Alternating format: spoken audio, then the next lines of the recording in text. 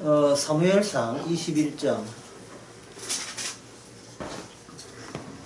그 21장에 다윗이 노베 가서 제사장 아히멜렉에 이르니 그거 됐죠. 다윗이 거기서 아히멜렉이라는 선지자 제사장을 만나서 배고프니까 떡 달라고 했고 그 나만 먹는 게 아니고 나와 같이 있는 소년들도 있으니까 떡 좀 달라고 했고 거기에 대해서 아히멜렉이 거기 5절에 보면 4절에 보면 제사장이 다윗에게 대답하여 가로되 항용 떡은 내 수중에 없으나 늘 먹는 떡은 없으나 거룩한 떡은 있나니 그 거룩한 떡은 하나님의 성소에 진열되어 있는 떡인데 그 떡은 있나니 그 소년들은 분열을 가까이 아니하였으면 주리라. 다윗이 제사장에게 대하여 가로되 우리가 3일 동안 분열을 가까이 못했다. 쫓겨다닌다고 그런 거예요. 그 제사장이 6절에 보면 거룩한 떡을 주었으니 이는 진설병 여호와 앞에 물려던 떡밖에 없습니다. 진설병이라 하는 것은 진열되어 있었던 떡, 성소에 진열되어 있었던 떡이 그 더러운 떡에 물려낸 것이라 그렇게 되어 있죠. 오늘 이 본문에서 이 본문에서 중요한 것은 무엇에 만나냐면 왕과 그리고 제사장이 만났다는 겁니다. 만나서 왕이 제사장의 그 영향력 안에 침투하는 거예요. 침투가 돼요. 쫓겨난 이 왕은 다윗인데 왕은 사울 왕으로부터 쫓겨난 신이죠. 쫓겨난 다윗이 제사장 영역에 침투해서 이것을 접수해버립니다. 그러면 왕이 있기 전에 이스라엘에서 왕이 있을 필요가 없죠. 하나님이 왕이기 때문에. 그럼 하나님이 이렇게 옆에 나란히 있는 것이 아니고 보이지 않는 하나님, 왕이 하늘에 있죠. 그러면 왕이 있으면 지상에는 왕이 필요 없습니다. 여기는 뭐가 있느냐? 제사장이 있어요. 이게 수직적으로 하나 보이지 않는 왕이 계시고 제사장이 있는 이것이 하나님 보시 이스라엘의 그 설립 취지에 부합되는 조직입니다. 보이지 않는 분이 백성들을 통치한다. 통치하고 제사장은 이 백성들과 보이지 않는 하나님의 중개 역할 하죠. 중개 역할 또는 중개 역할, 중보자 역할을 한다 이 말이죠. 이렇게 되는 겁니다. 그러면 이 제사장은 보이지 않는 왕에게 종속되어 있어요. 근데 이 왕이 이렇게 수직적으로 있는 것을 옆으로 같이 있다고 봅시다. 하나님이 인정한 제사장을 기름 부은 게 아니고 왕을 기름 부었잖아요. 그러면 기름 부은 자가 제사장도 되고 왕도 되니까 두 부류가 생기죠. 왕 계열과 제사장 계열. 두 부류는 용납이 되지 않습니다. 왕이 제사장을 접수해야 돼요. 침투해서 접수하는 그 시점에 와 있는 겁니다. 그 과도기적 상황에 와 있어요. 이것은 그림 보면 아시다시피 이것은 무엇을 뜻하냐면은 보이지 않는 하나님이 지상의 왕으로 왔을 때 사람들은 그 왕을 어떻게 알아챌 수 있느냐에 대한 한계를 보여주는 겁니다. 그 왕을 어떻게 알아볼 수 있느냐. 이 쫓겨난 왕은 어떤 왕이냐 하면 배고픈 왕입니다. 배고픈 왕. 이 배고픈 왕인데, 배고픈 왕인데 지금 기존의 왕한테 쫓겨나왔으니까 처지가 딱한 왕. 권력이 전혀 박탈된 그런 왕이 되는 거예요. 매우 궁핍한 왕이죠. 자, 이 궁핍한 왕에 대해서 사람들이 왕이 도리어 이 제사장이라는 이 영역, 지상의 모든 정신적인 그 이념을 다 쥐고 있는 그런 제사장이거든요. 제사장, 이스라엘에서는 제사장의 정신적인 통치를 하는 겁니다. 정신적으로 통치하는 거예요. 군사적으로 통치하는 게 정신적으로. 군사는 사울왕이 했고 정신적으로 통치하는 이걸 가지고 예, 제가 얼마 전에 쓴 글에 나오죠. 이데올로기 우리말로 하면 이념인데 이념 통치관념이라는데 이데올로기라 하는 것은 어떤 인간도 이데올로기가 없는 사람은 아무도 없다. 예, 북한의 이데올로기는 뭡니까? 공산주의. 남한의 이데올로기는 자본주의. 그렇게 되죠. 이데올로기에서 나는 이데올로기 그런 것은 싫다 할 수가 없어요. 날 때부터 이거 통치 이념에 우리 온몸으로 스며들기 때문에 그렇습니다. 예를 들어서 우리나라의 이데올로기는 자본주의, 그 공산주의 오기 전에 무슨 이데올로기냐? 바로 유교 이데올로기. 유교 이념입니다. 유교. 예. 유교 이념의 특징은 가정 중심이에요. 가정 중심이고 더 나가면 가부장 중심이죠. 아버지 중심이에요. 아버지 중심이고 그 여성은 아내는 자기 남편한테 복종해야 되고 예, 아들한테 복종해야 되고 아버지한테 복종하고 뭐 이런 게 있잖아요.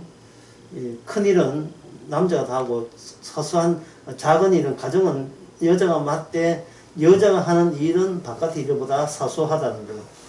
예, 이런 유교 이데올로기의 그래서 여성의 특징은 뭐냐 하면 예, 대체로 무식해야 한다는 게. 예, 여자가 똑똑하면 남자한테 자꾸 공격할 수가 있기 때문에 그렇습니다. 개를 위해서 집에서 키울 수 있는 이유는 개가 학교 교육을 안 받았기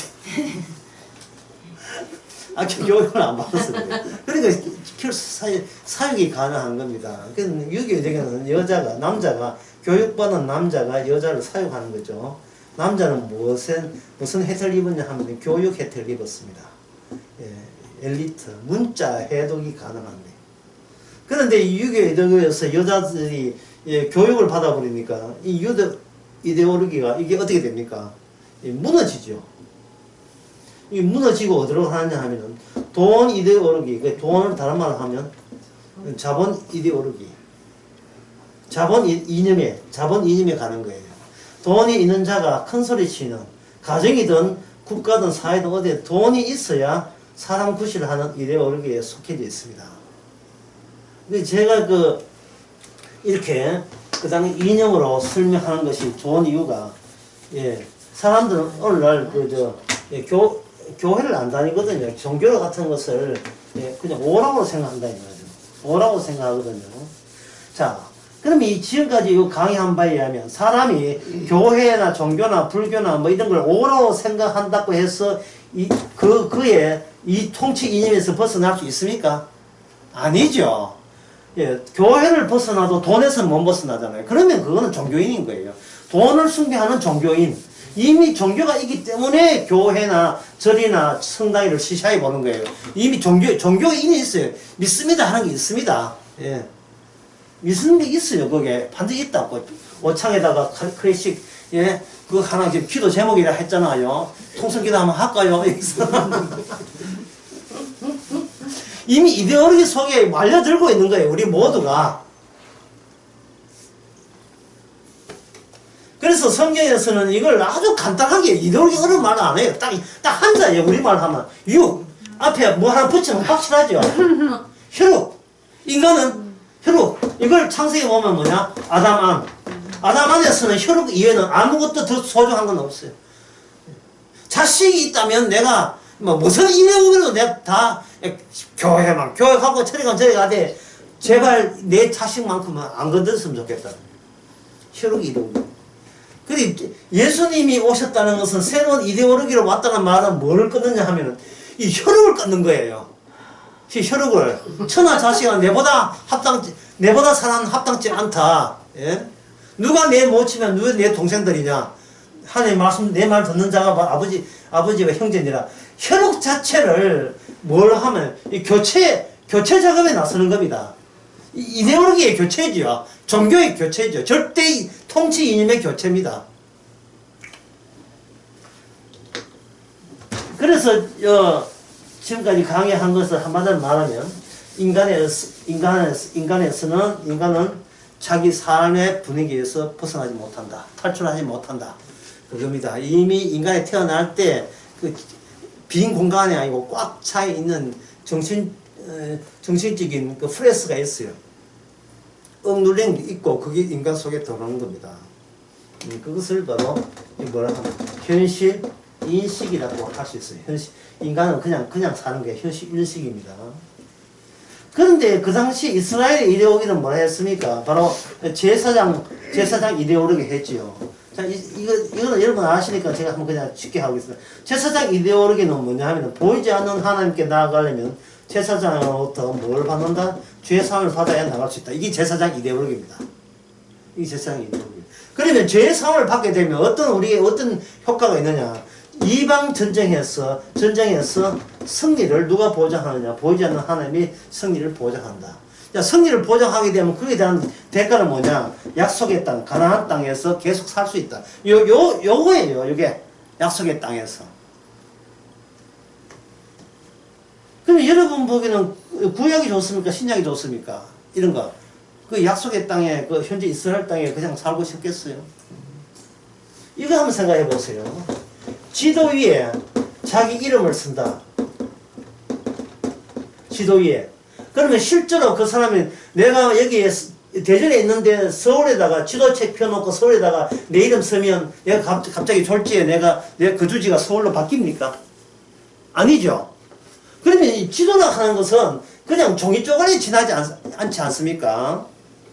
바로 요 지도가 이게 뭐냐 하면 바로 구약에 있는 가나안 땅이 얄팍한 종이로 된 가상 또는 히브리서 말하는 모형에 지나지 않는 어떤 진짜 현실을 가로막는 막 같은 겁니다. 막, 얇은 막 같은 거.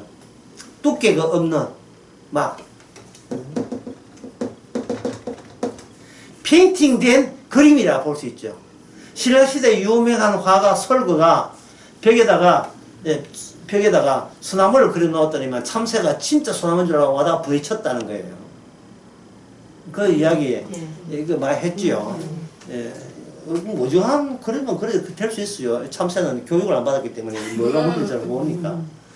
그런데 자, 어느 집에 커트에 있는데 이 커트에서 산수화를 그려놨다 봅시다. 그러면 누가 봐도 그것은 커트에는 얇은 천에다가 산수화를 그렸기 때문에 진짜 산수화는 진짜 산과 강과 덜은 아니겠죠. 그런데 어떤 사람이 와가지고 그 산수화 속에 만약에 그 사람이 머리 들고 그 속에 들어갔다면 어떻게 될까요? 그런데 이상한 나라에 있어야 되겠죠. 이상한 나라. 그게 신약이에요. 이 신약이라고. 신약은요. 구약은 오늘날 구약의 연장선이 대전이고 대구고 서울이고 이래요. 눈에 보이는 것이 전부예요. 그냥 혈육이 전부고 현실인식이 혈육이 전부고 그리고 이러한 그 얇은 모든 가나안 땅 내가 살던 땅에서 그냥 행복하게 아까 혈육으로 해가지고 살다가 살만큼 살다 죽으면 그만이다 하잖아요. 그러면 이런 현실에는 뭐가 있냐 하면 신약에서 말하는 성령의 나라는 없습니다. 존재할 수가 없어요. 왜 말이 안 되냐 하면 그때로 그림으로 되어 있는 그림 속에 사람이 들어간다는 것은 이거는 인간으로서는 도저히 나올 수 없는 발상이거든요. 그 발상을 예수님이 하신 거예요. 뭐냐 하면 인간 세상에서 하늘나라는 없는데요. 없는 분이 오셔가지고 인간 세계 속에서 하늘나라를 만들어버렸다 이 말이죠. 그게 뭐냐? 왕이 제사장 제도 속에 침투하는 그러한 경륜 과정을 지금 다윗이 보여주는 겁니다.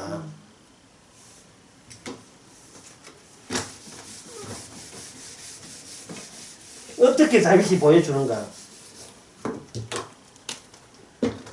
다윗이 떡을 먹다 아니고 떡 속에 다윗이 들어가는 겁니다. 이 떡은 어떤 떡이냐 하면 바로 성전과 관련된 떡이에요. 성전과 관련 떡. 한 예를 들어야 되는데 이게 예를 들어야 돼 이해돼요. 이게 다윗이 뭘 건드렸어요. 다윗은 지금 배고파서 온 거예요.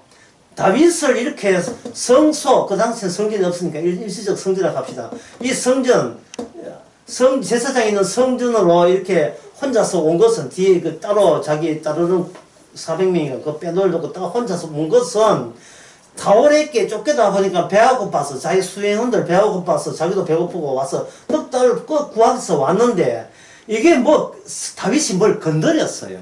예. 여러분들이 스릴 첩보 영화에 보면 인디아나 존스 영화 보면 귀한 보물 갖다 놓게 되면 그 보물 훔칠 때 여기 자외선 쫙 해가지고 예? 그거 뚫으려고 하다 숄 하잖아 해가지고 이렇게 넘고 해가 피해가지고 기어이 뽑아내죠. 이 건드리면 안 되는 걸 건드린 거예요 다윗이. 하나님께서 의도적으로 다윗으로 하여금 자기의 필사적으로 생존에 몰두하는 다윗이 어디를 건드리냐 하면은 하나님의 거룩한 성전의 요소를 건드리도록 주님께서 그렇게 몰아세운 겁니다. 그래서 성전에 있던 떡이 다윗 안에 실려서 다윗이 움직일 때마다 성전이 움직이도록 그렇게 조치한 거예요. 기름 부는 왕의 기능이 맹탕이라 아무것도 없어요. 아무것도 없는데 내용을 채우기 위해서 제사장을 만나게 된 거예요. 제사장을. 예. 여기 제사장 아비멜렉을 만나요. 아비멜렉을 만나서 이 아히멜렉이라는 제사장을 만난 이유가 그 많은 제사장이 있더라도 이 만난 이유가 아히멜렉 제사장이 그 당시 나중에 다윗을 떡 줬다는 이유 때문에 사울 왕에게 이게 순교당하게 됩니다. 그 순교, 중무라는 게 의미가 있어요. 어린 양을 매일같이 드리는 것보다 그 어린 양을 드리는 제사장이 실제 현실 속에서 정치적 권리에 의해서 어린 양처럼 목이 잘리는 그것이 다윗에게는 새로운 내용을 첨가할 수가 있는 겁니다. 새로운 내용을. 뭐 하늘에서 뭐 내 말 잘 들어라 이것보다도 직접 하나님 오셔가지고 사람들에게 목 잘리는 것이 훨씬 더 현실감 있죠. 실제적이죠. 실제적. 없는 현재 현실 이데올로기밖에 없는 이 현실 속에서 거기에 이데올로기에 해당되지 않은 이질적 이데올로기, 이질적인 현실이 거기에 침투할 때 기존에 점잖은 이데올로기가 점잖은 줄 알았던데 강력하게 여기서 진짜 살아계신 하늘나라를 반대하는 세력이 이러한 제도권 속에 살아있다는 것을 다윗을 통해서 우리가 증명할 수가 있습니다. 자, 이 점을 보다 쉽게 하기 위해서 하나의 있었던 예를 들겠습니다. 나이가 현재 한 50대 중반쯤 되는 어떤 아주머니가 계셔요. 50대 중반, 60대쯤 되는데 그분이 동북화재에서 오랫동안 근무했습니다. 일찍 자기 남편을 사별하고 위로 딸 둘, 딸 둘, 아들 하나를 어떻게 교육을 시켰습니다. 그런데 그 동북화재에 계시는 이분이 50대 중반에 사별을 한 지 오래됐는데 중반에 어떤 남자를 알게 돼가지고 서로 남자한테 이게 고등학교 동창생을 만났어요. 남자 고학이니까 만나가지고 50대에 만나가지고 그 남자도 뭐 아냐 죽었는지 해가지고 서로 좋아졌다 이 말이죠. 좋아져가지고 결혼하겠다고 40대 부르고 이야기하는데 아들은 남자는 원래 그래요. 지 일하면 가시는 없거든요. 엄마 좋은 데로 가세요 이랬는데 윗딸 둘이가 그렇게 반대하는 거예요. 근데 반대하면 조건이 있었어요. 엄마 결혼 안 하면 엄마 생활비 우리가 다 대줄게. 콜? 이런 게 콜? 엄마가 다 있잖아. 콜! 하고 써야 하는 거예요. 이게 무슨 이데올로기였습니까? 돈 이데올로기죠. 이 돈 이데올로기예요. 예. 자, 여기 방금 한 이야기를 해봅시다. 예, 엄마 있고, 엄마 파마에 있고, 이게 딸 둘이, 나중에 선대 된, 아들 하나, 아들 하나 지는지 몰라, 지만 있는데, 이 사이에서, 여기 미지의 남자가 하나 등장했어요. 모자 쓴 중년 남자가 하나 등장했다 합시다. 했는데, 이 남자하고 둘이 좋아졌다 이 말이죠. 동부화재 간접 광고하는 동부화재라니까. 동부화재가 애 둘을 다 키웠어요. 큰딸은 부잣집에 중견기업이라는 부잣집에 결혼했고 얘는 포도집 했는데 여기서 보세요. 방금 이야기 중에서 이 관계 이거 A라는 주인공과 B라는 남자, C라는 딸, 또 D라는 딸, F라는 F라는 아들이 있더라도 이 관계가 그냥 빈 공간이 아니고 뭘로 연결되냐면 돈으로 연결되어 있다. 돈으로. 그러면 이 인격 안에 뭐가 들어오겠어요? 돈이 들어오겠죠. 돈이란 이데올로기가 들어오겠죠. 그런데 제 말은 뭐냐? 인간의 인격이라는 그 시대에 이데올로기를 반영해 주는 겁니다. 그 시대가 뭐를 바라보고 무엇을 성공이라고 이야기하고 뭐를 실패라고 이야기하느냐, 거기에 기준점이 그 우리 인간 속에 다 들어오는 거예요. 반대하게 되면 여기 뭐 만약에 여기 두 사람이 둘 다 이데올로기를, 돈 이데올로기를 거부하고 사랑 이데올로기로 나간다면, 예, 딸하고 절연하고 관계를 끊고 당신만을 사랑해서 둘이 붙을 거죠. 둘이 사랑으로 살겠죠. 그러면 이 두 중년이 돼가지고 이제 돈도 벌이가 슬차는데 이 두 부가 너무 지독히 사랑한다면 결국 이 두 부가 갈 곳은 뭐냐면 번개탄밖에 되겠어요. 번개탄. 피아노가 죽는 것밖에. 돈도 없는데 우리 같이 죽자. 이거만 더 있겠어요? 돈이 이꼴 힘이거든요. 이 세상에서 돈이라 하는 모든 욕망을 교환할 수 있는 매개체. 이게 돈입니다. 모든 욕망을 교환할 수 있는. 이 욕망, 돈, 이 세계 속에 예수님께서 오셨다. 그러면 예수님 오실 때, 그들은 예수라는 분과 자기 사이에 그냥 빈 공간이 아니라 했죠. 여기 뭐가 생각합니까?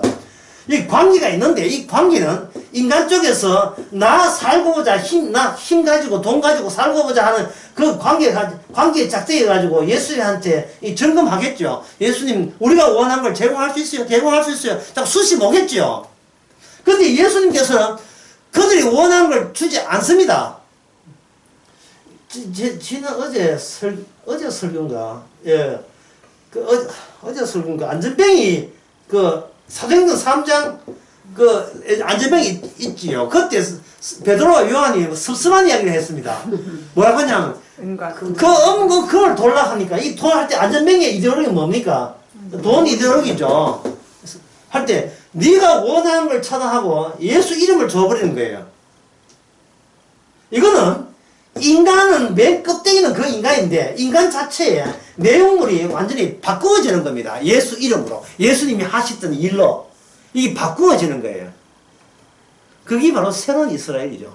바꾸어지게 되면 기존에 이 지도상에, 흔히 말하는 지도상의 내비게이션에 표현될 수 있는 땅덩어리가 아니라 다른 땅, 예수 안이라는, 천국이라는 다른 땅을 거기에 그 안전뱅이를 데려가기 위해서는 기존의 지도 위에 자기 이름을 쓰는 것은, 이름은 지도와 땅과 함께, 그 다음에 지도와 함께 그 지도 선 내 이름과 등본대 이름과 함께 다 이렇게 지어져 버리는 겁니다.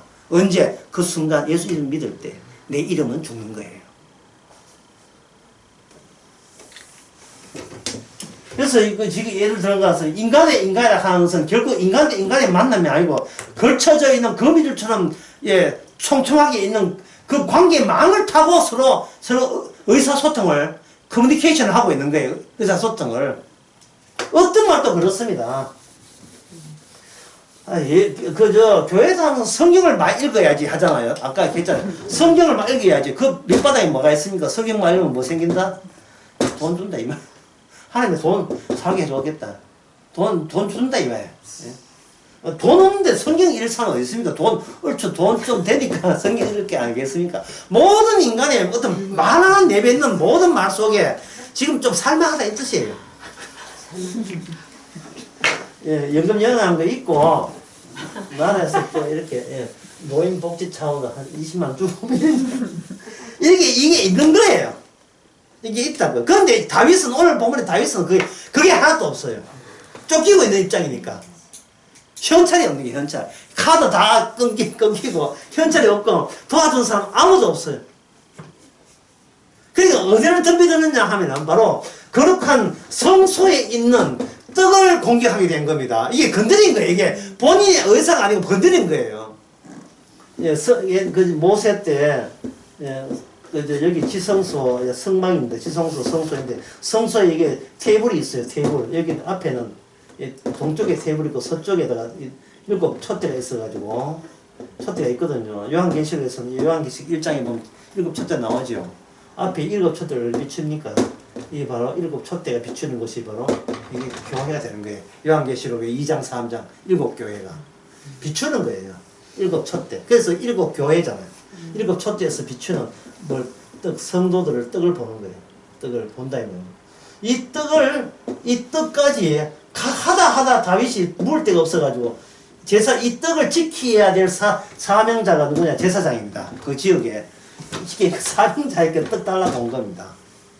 떡 달라갔을 때 일주일마다 하면서 떡을 이렇게 교체를 해요. 일주일 하고 난 뒤에 떡을 교체하고 그 남은 떡은 뭐냐? 제사장 가족들이 먹게 돼 있어요. 그 떡까지 다윗은 양보 없이 그걸 넘볼 수밖에 없습니다. 제사장 하는 말이 늘 우리가 먹는 떡은 항룡떡은 이거 없습니다. 생각해보니까 지난주에 내었던 그 떡이 있는데 그거라도 괜찮겠습니까? 오케이 한 게 지금 굶어 죽을 판에 뭘 못 먹어요. 문제는 이 떡이 바로 무엇과 관련 율법의 조항과 연결되어 있는 떡이라는 거예요. 율법의 조항과 여기 보면 여기 4절에 보면 제사장 다윗에게 대답하여 가로되 항룡떡은 내 수중에 없으나 거룩한 떡은 거룩한 떡이 거룩한 떡과 지금 다윗이 만나는 장면입니다. 그러면 다윗이 거룩한 떡을 먹게 되게 되면 다윗은 무엇을 흡수하냐면 왕의 입장에서 제사장을 자기 수하에 흡수하게 되는 거예요. 그러나 사울왕은 그렇게 할 수 있습니까? 없습니까? 사울왕은 그렇게 할 수 없어요. 왜냐하면은 하나님의 왕이 따로 있는데 하늘의 왕이 있기 때문에 제사장은 하늘의 왕의 말을 듣기 때문에 군사의 일을 해야 될 왕이 건방지게 제사장의 떡을 먹을 수 없어요.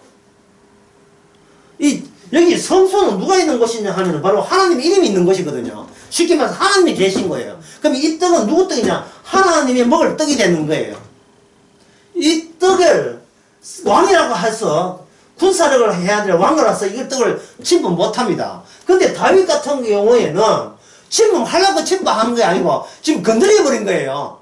왜? 기존의 군사적인 왕, 엉터리 왕한테 쫓겨다 보니까 진짜 왕이 무엇과 결합을 했냐 하면은 제사장만이 먹을 수 있는 떡을 먹게 된 이런 사단이 난 겁니다.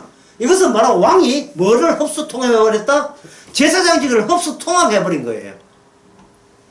그러면 흡수 통합해버리면 제사장들은 형식적으로 다 매뉴얼대로 딱 제사한 거 있잖아요. 그게 이스라엘 살렸는데 아무런 소용이 없게 되어버렸어요. 왜냐하면 매뉴얼은 이미 다윗이 당하고 있는 사태 속에서 그 사울왕과 싸우고 블레셋과 싸우는 그 움직임 하나하나가 매뉴얼이 되어버린 거예요. 어떤 매뉴얼? 거룩한 매뉴얼. 거룩은 형식적으로 커튼에 산수와 침닦고 되는 게 아니고 그 커튼에 아무도 들어갈 수 없는 성전은 고정되어 있기 때문에 절대로 움직이지 않는 성전이어야 하는데 다윗이 와서 거룩한 떡을 먹는 순간 다윗은 움직이는 성전 되어버렸어요. 산수와 속에 진짜 들어가버린 거예요. 이상한 나라의 엘리사예요. 풍경 속에 들어간 거예요. 풍경 속에. 여러분 이게 그 다윗의 이러한 위상이 그 당시 눈에 보이는 것들로 그게 전부라고 있는 현실상에서는 낯설죠. 그게 낯선 정도가 예수님 자체가 낯설어야 돼요. 예수님이 그걸 온전히 다 이루신 분이기 때문에 목수의 아들로 오셔가지고 그냥 목수 일만 하지 이상한 이야기를 하는 거예요. 쉽게 말해서 니는 내가 아는 세계에 못 들어오잖아. 그치? 이런 뜻이라. 니는 내 밖에 있잖아. 그런 뜻이에요. 사람들은 예수 안에 세계를 들어갈 생각을 안 합니다. 왜냐하면 자기 세계이기 때문에. 제사장도 뭣도 모르고 이게 준 거예요. 뭣도 모르고. 자기 딴은 율법에 제한하는 그 규칙들을 다 동원해서 율법에 어긋나지 않은 한 당신을 도울 마음이 되어 있습니다 하는 식으로 그 아히멜렉 제사장이 도와줬거든요. 근데 다윗을 생각해 보세요.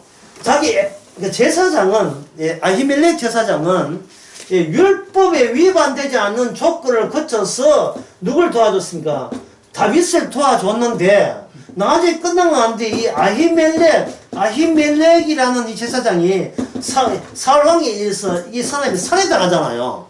그 살해당한다면 내가 아히멜렉 그 살해당하기 전에 아히멜렉이 내가 도와준 다윗은 내가 생각한 그 이상의 다윗의 위상을 하고 있었던 겁니다. 그걸 몰랐죠. 죽어야 다윗과 함께 된다는 생각을 처음에 다윗 왔을 때는 몰랐던 겁니다. 다윗 도와줬는데 결국 내 목숨 달아나더라. 그것이 하나님의 뜻이라면 와 도와줬겠습니까? 안 도와줬겠죠. 신약에서 예수님 제자가 12명이잖아요. 예수님 따라다니면 천국 간다. 이거는 뭐 이 커튼에 있는 산수화를 우리가 하나의 관람자의 시선을 언제 상상할 수 있어요. 그러나 예수 따라갔더니만 전부 다 뭐가 됐다? 순교자 되었다. 사도 바울도 결국 처참하게 죽는다 됐잖아. 순교자 되었다. 이걸 알고서 저보다 안 따라갔죠. 저보다 안 따라간 거예요. 그래서 성도라 하는 것은 본인의 결심과 자발적인 결단에 의해서 성도가 될 수 없는 겁니다. 그럼 어떻게 되는가? 다윗처럼 쫓겨와요. 다윗처럼 쫓겨다 나도 니도 밥 먹고 살고 나도 밥 먹고 살고 열심히 살다 보니까 뭘 건드렸어. 예? 뭘 건드린 거야. 생명선을 건드린 거예요. 이게 땡 잡은 겁니다. 예.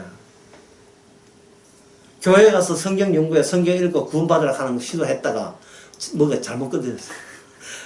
그런 식이 아니고 그 라인이 아니에요. 다른 라인을 건드리게 된 거예요. 주께서 일부러 몰아세운 겁니다.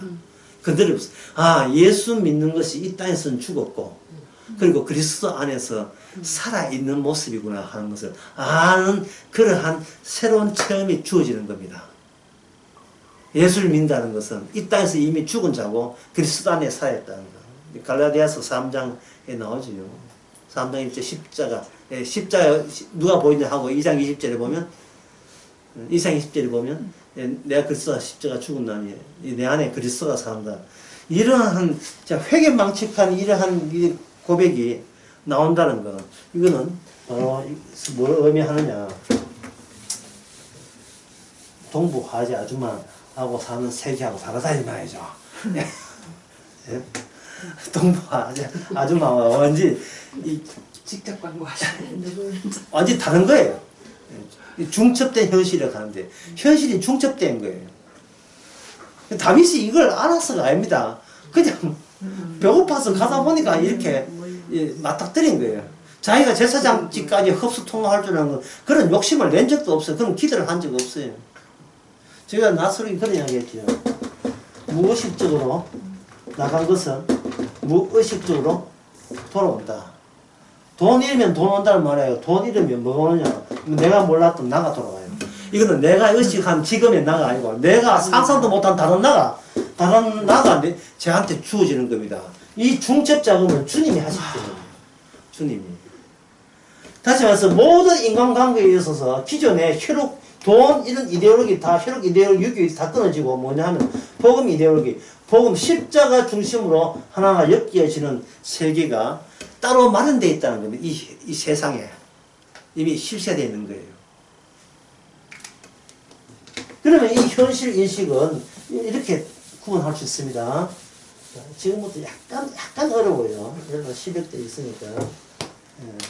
자, 현실 인식. 현실 인식은 첫째는 뭐냐면 내가 있다. 뭐가 있네. 뭐가 보이네. 이런 거예요. 있다. 보인다. 내가 여기 있다. 내가 여기 뭔가 저기에 보이네. 또 여기에 보이네. 보인다. 이걸 가지고 보이니까 이걸 사람들은 보통 뭡니까? 현실적이다 하죠. 두 번째. 그저 주신다. 이게 얘가 있다가 현실일까요? 그저 주신다가 현실일까요? 이 그저 주신다가 현실이에요. 그저 주신다. 그저 주신다가 생각하면 그저 잃어도 상관없게 돼요. 이 현실감이. 내가 있어버리면, 내가 있게 되면 계속 있음을 고집하게 돼요. 계속 있음을 고집해가지고, 오창에도 뭘 하나 해요? 계속 뭔가 딱 보이면 될 것 같은데 자꾸 뭔가 유지해야 되죠. 근데 지금 내가 앉아있는 이것이 그저 주신 자세가 되는 거예요. 지금 앉아있는 게 지금, 예? 7만짜리 어제 앉아있는 게요. 이게, 그저 주신 게 되어버려요. 모든 게, 안경부터 해가, 색깔 있는 안경부터 해가, 모두 다, 강아지부터, 모두 다 그저 주신 게 되어버려요. 아멘. 그럼 그저 주시면, 그럼 내가 여기 있으면 살아야 되지만, 그저 주시면 뭐 할까요? 내가 뭐 할까요? 그럼 뭐 할까면 이 동네에서 뭘 만들든지, 밴드를 하든지 해라면, 이게 뭐, 그다음부터는 그저 주신 것 가지고 어디에 활용할 거예요? 써먹을 거예요? 되어버려요. 예. 이게 기도 응답 아닙니까? 이게.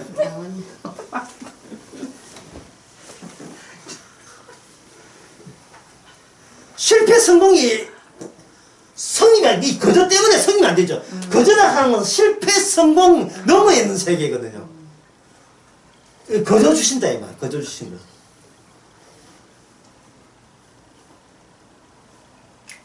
다윗은 있음이에요. 나는 있으니까 사울에게 쫓겨가지고 겁먹으면서 피할 때는 피한 거예요. 그런데 있음이 어느 세계에 들어가느냐 하면 그저 주심에 들어간 거예요. 그 주심의 자리가 뭐냐면 하나님의 이름이 계시는 그 진설병, 그 진열대 테이블 위에 있는 떡 12개, 6개, 12개 떡 속에 누가 들어간다? 내가 있음이 그저 주신 안에 여기에 들어와버린 겁니다. 껍데기만 왕인데 이제는 제사장의 완성, 제사장의 기능의 완성으로서의 왕으로서 드디어 다윗은 시작이 되고 이걸 인수한 제사장은 목 잘리고 죽고 죽어야 돼요. 왜냐하면 제사장은 이미 넘어갑니까? 다윗께 넘어갔기 때문에 제사장은 있을 이유가 없지요. 그러면 하나님의 왕대심이 어디 있습니까? 하나님의 왕대심이 다윗과 가까이 접근해 갔죠. 예. 왕이 둘 될 필요 없거든요. 하늘에 있는 추상적 왕은, 관적 왕은 실제적인 현실 속의 인물로서 드디어 왕이 등장하는 그 과정을 보여주는 겁니다. 다윗도 하나의 과정이니까요.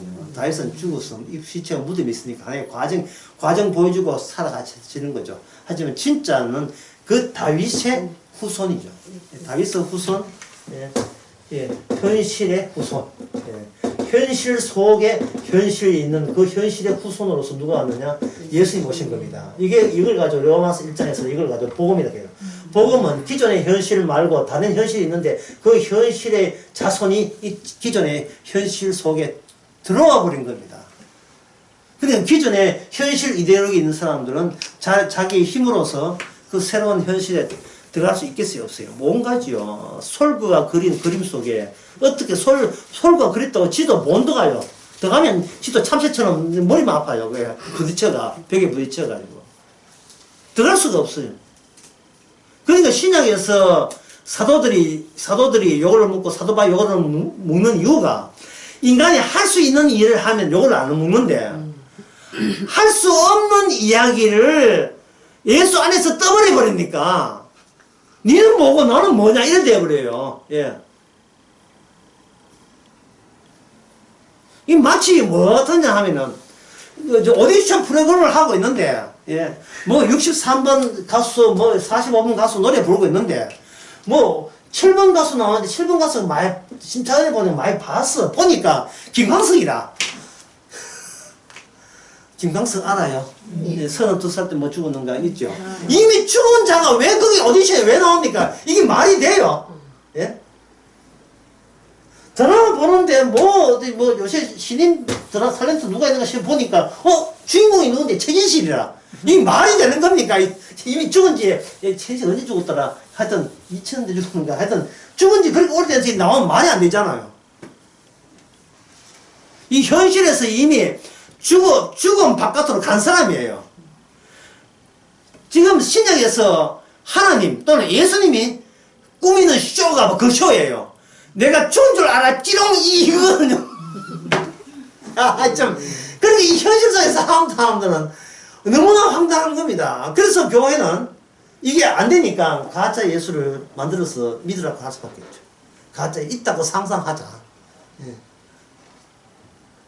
있다고 상상해가지고 아주 쇼를 벌리는 게 쇼를 벌려. 예. 주여 들으시옵니까? 뭐 이런 거요. 어디에 계시나요? 동굴 속에서 지 소리가 지만 듣고 응답받다고 하는 그 쇼를 벌리는 거예요. 왜? 그게 한계니까. 이 현실 속의 한계니까요. 그 한 사람들은 뭘 모르냐면 이 거저주심. 이 거저주심을 전혀 모르고 뭐냐 하면 제 이야기 들으시나요? 나 여기 있잖아요. 여기 있음이래. 계속 나 여기 있음. 나한테 내가 죄를 지었다면 벌을 받겠으니까 제가 달게 박을 테니까 제발 그녀만은 허락해달라. 예. 나중에 그녀만은 허락해가지고 좀 또 5년 안 돼가지고 제발 그녀만은 나가게 해달라. 근데 그녀야 여기 막 나오죠. 그녀가 아니지. 제 그녀만은 제발 나가게 해달라. 이런 또 어디 계십니까? 제 기도 안 들으면 이러 나올 거예요. 왜냐면 내 있음이니까. 결국 사울왕이 다윗을 공격하는 이유는 사울왕이 다윗을 공격하는 이유는 사울은 이미 뭐냐면 이 현실을 꽉 잡고 있어요. 자기가 왕이다 이 말이죠. 자기가 왕이거든요. 자기가 법무부 장관이다 이 말이죠. 자기가 왕이다 이 말. 여기서 정치 발언 빼겠습니다. 세상에 하늘 태양이 둘 될 수 있어요? 없지요. 내가 왕이라는 이데올로기를 백성들에게 강요한 겁니다. 그러니까 힘없는 제사장들은 가만히 그저 기죽고 있지요. 힘없는 제사장들은 자칫하면 모가지 달아나니까. 그 아히멜렉도 분명히 사울이 왕을 공개하는 것은 옳은 일이다 그런 일이다. 잘못된 일이죠. 잘못된 일이지만 달을 들면 어떻게 됩니까? 이 제사장 직분이 뭐고 내가 목이 죽잖아요. 누가? 아히멜렉이라는 이 제사장이 죽기 때문에 다윗이 쫓겼다는 소식을 모르고 그냥 도와준 거예요. 난 율법만 지키면 그만이겠지. 하나님 나 살려야겠지. 그런데 다윗 도와준 걸로 인하여 율법을 안 지켰기 때문에 죽었다 하면 말이 되는데 다윗을 도와줬는데 나중에 사울 이 세상의 권세자 사울에게 죽었다는 이 말은 율법이 뭐로 이전됐단 말입니까? 다윗의 움직임으로 율법의 완성 모습을 보이고 있었던 거예요. 무슨 뜻이 이해되겠습니까? 여기에 그 아히멜렉이 동원된 그 율법을 언급을 하게 되면 여기는 레위기 15장 17절 18절인데 한번 천천히 나도 목 좀 쉴 거 한번 찾아봅시다. 레위기 15장 17절 17, 18절 무릇 정수가 묻은 옷이나 가죽은 물에 빨 것이며 저녁까지 부정하리라. 남녀가 동침하여 설정하였거든 둘 다 물로 몸을 씻을 것이며 저녁까지 부정하다. 이게 그러니까 제사장 입장에서는 뭐냐 하면은 거룩을 규정할 때 율법에 위헌되면 부정한 것이고 율법에 지키게 되면 거룩한 것이라고 본 거예요. 근데 오늘날 신학적 입장에서는 이 말이 안 되죠. 남녀가 동침해서 깨끗이 물로 설정함을 씻어버리면 둘 다 천당 갑니까? 그건 아니죠. 그러니까 이게 뭐냐면 짧은 목적과 긴 목적을 구분해야 돼요. 구약은 짧은 목적이에요. 코앞에 눈앞에 짧은 목적이기 때문에 사람들은 그걸 하면서 그걸 행하면 거룩이 견지된다고 생각하는 겁니다. 진짜 시대가 바뀌어서 다윗이 헐레벌떡 자기한테 떡 돌라 할 때에 이면 내가 지킬 수 있는 거룩선을 넘어섰어. 그걸 넘어서서 율법을 안 지켜서 죽는 게 아니고 움직이는 율법인 다윗을 도와줬기 때문에 죽어버리는 새로운 시대에 접어든 거예요. 그 새로운 시대가 뭐냐? 제사장들이 생각했던 율법의 준수의 그 의미가 해석이 이제는 다윗의 움직임을 통해서 새롭게 그 효과가 발생되는 거예요. 율법을 지켜서 나오는 거룩이 아니라 다윗을 통해서 발생되는 거룩의 시대로 접어든 거예요. 이 다윗 시대가. 그건 오늘날 바로 인간들이 행해서 말씀 지켜서 구원받는 시대가 아니라 예수 그리스도를 믿음으로 구원받는 시대로 접어드는 그러한 과도기적인 모습을 오늘 우리가 본문을 통해서 보고 있습니다. 그 다음에 출애굽기 19장 15절 봅시다.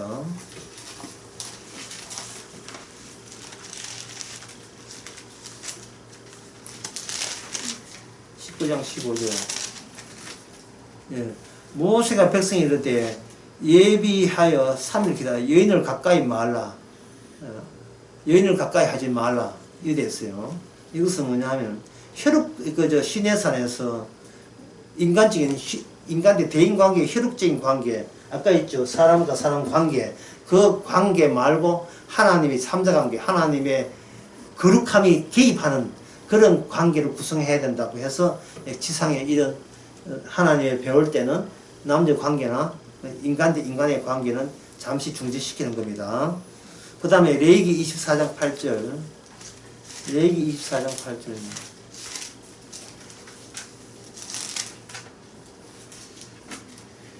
하나님이 그를 아니다, 죄송합니다. 다시 레위기, 예.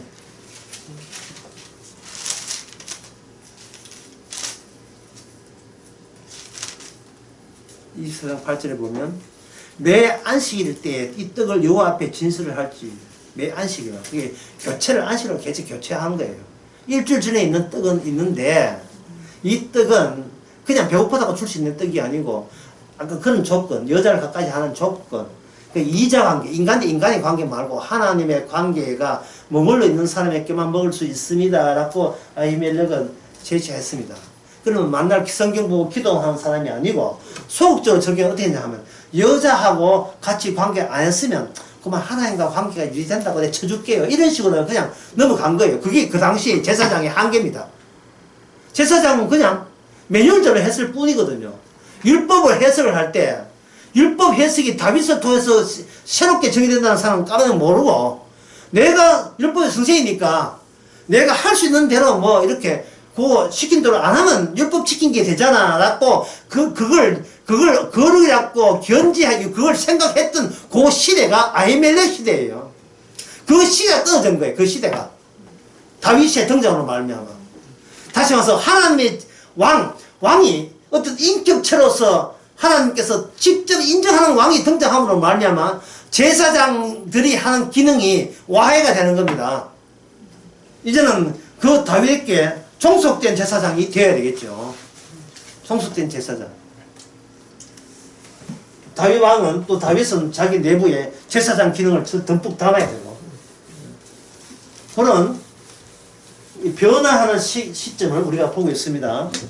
그 다음에 레위기 7장 19절에서 21절요. 레위기 7장. 아히멜렉 때문에 오늘 레위기에 지금 많이 보고 있는 겁니다. 아히멜렉 때문에. 사람들 제사장 이거 레위기 이런 건 도사니까 19장에서 21절. 고기가 부정한 물건에 접촉되었으면 먹지 말고 불살할 것이라. 그 고기는 깨끗한 자만 먹을 것이다. 그러니까 이 고기에 해당되는 것도 아니고 떡도 해당되는 겁니다. 마지막으로 레위기 24장 5절에서 9절. 레위기 24장 5절에서 9절.